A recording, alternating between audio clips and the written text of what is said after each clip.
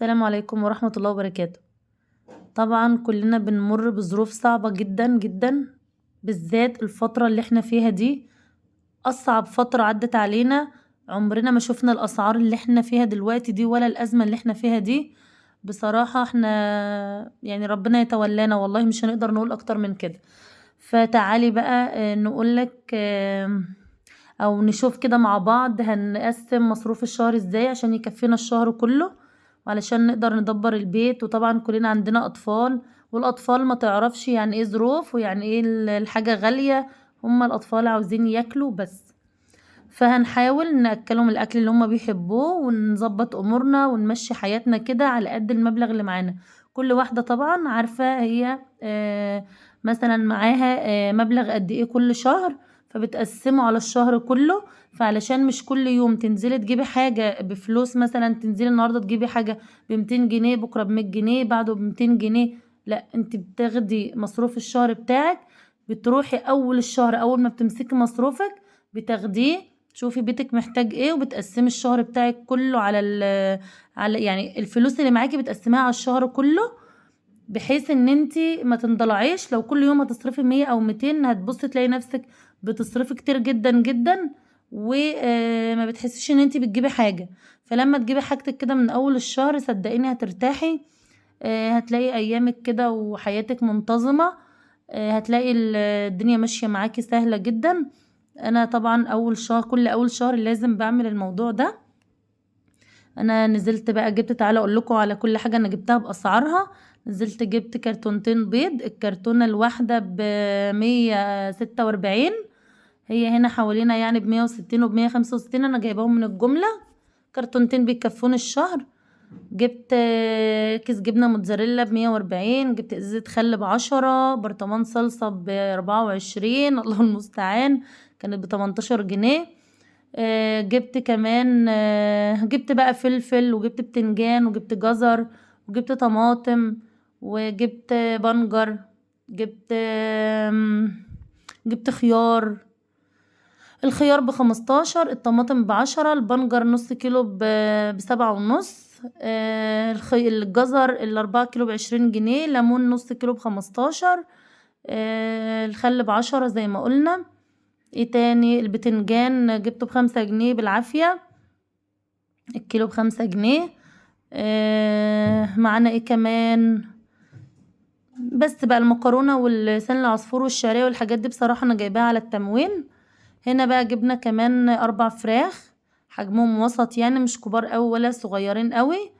وجبت كمان تقريبا 6 وراك.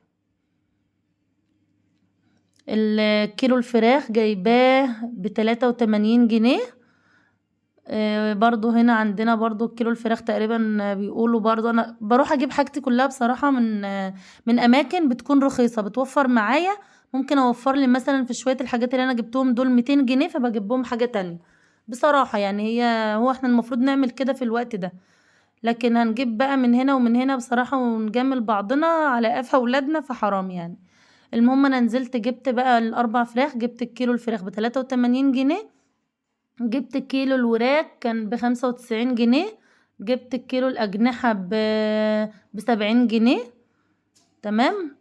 جبت بقى الفراخ بتاعتي، جبت 4 فراخ هقسمهم بقى زي ما انتوا شايفين كده في أطباق، كل حاجة لوحدها. جبتهم نضفتهم كويس قوي قوي، وقطعتهم بقى زي ما انتوا شايفين كده. قطعت الوراك لوحدها، قطعت منها دبابيس، وقطعت منها اللي هي الحتة اللي هي التانية اللي هي الصفح دي او الفخاد. وقطعت كمان الصدور كلها بانيه وستريبس. وكمان الجناحة حطيتها مع الجناحة اللي انا جايباها، والكبد والقوانص برضو هنحطهم في طبق زي ما هتشوفوا دلوقتي. هنا بقى غسلنا الفراخ وقطعناها. حطينا بقى في محلول النقع مية بليمون وطحينة وملح، بس تحطيش خل في المية بتاع نقع الفراخ لان بتثبت فعلا الزفارة. و يعني هو الليمون بس والملح والطحينة لو عندك. تمام. وهنا بقى الكبد والقوانص اهيت اللي طالعه بتاعه الفراخ. خلاص كده غسلناهم وصفيناهم. يلا بقى نشوف هنقسمهم ازاي. دول الاطباق اللي انا قسمت فيها بقى البانيه والستريبس. عملت من ال4 فراخ عملت 3 اطباق بانيه، و3 اطباق ستريبس هيكفونا. اطلع الطبق على قد ولادي. هنا برضو حطيت الفخاد والصفح اهيت مع بعضها برضو كل يعني على قد بقى انتوا يعني عدد افراد الاسرة عندك. انتوا 5 افراد هتحطي بقى على قدكم. انتوا شوفي بقى انتوا بتاكلوا قد ايه والاطفال اللي معاكم بياكلوا قد ايه. فاحنا 4 افراد، فحطيت لكل واحد قطعة في طبق. ما شاء الله قطعة كبيرة يعني وحلوة. والدبابيس حطيت تقريبا 6 دبابيس في طبق.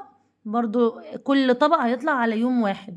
والأجنحة أنا جايبة كيلو أجنحة مع الأجنحة اللي طالعة من الفراخ. قسمتهم على طبقين. ما شاء الله الطبق مليان، يعني الطبق فيه زيادة عن ممكن 10 أجنحة. تمام. فهنعملهم برضو بطريقة مشبعة ان شاء الله مع بعض على القناة. ودومت بقى بتاع اللي هي القفص بقى، الصدر اللي طالع العظم بالرقب بقى، بالكلام ده كله ممكن نعمل بيه شوربة في يوم ما يكونش عندنا شوربة وعايزين كده وصفة يكون فيها شوربة. ممكن نحطهم في صينية بطاطس بتخليها طعمة جدا وحلوة قوي. شايفين هنا طبقين أجنحة، 3 ستريبس، 3 بانيه، 1 كبد وقوانص، 3 فخاد او صفح، 3 لا 2 دبابيس. طبق مشكل كده 2 فخاد على 2 دبوس. تمام اهو زي ما انتم شايفين الطبق ما شاء الله ما شاء الله مليان، يعني الطبق ممكن فيه نص كيلو.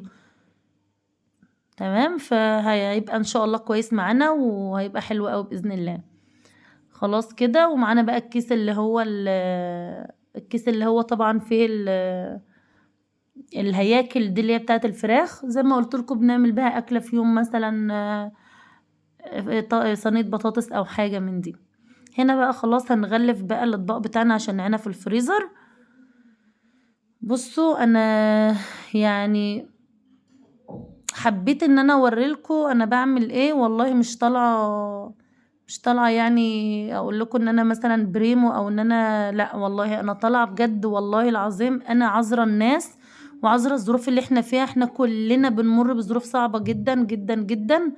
ايام ما يعلم بها الا ربنا. احنا كل يوم بنروح نشتري الحاجه بنروح تاني يوم نلاقيها اغلى واغلى بكتير. فحرام يعني بصراحه. فاحنا هنعمل ايه؟ احنا الفلوس اللي معانا لازم نمشي بيها نفسنا.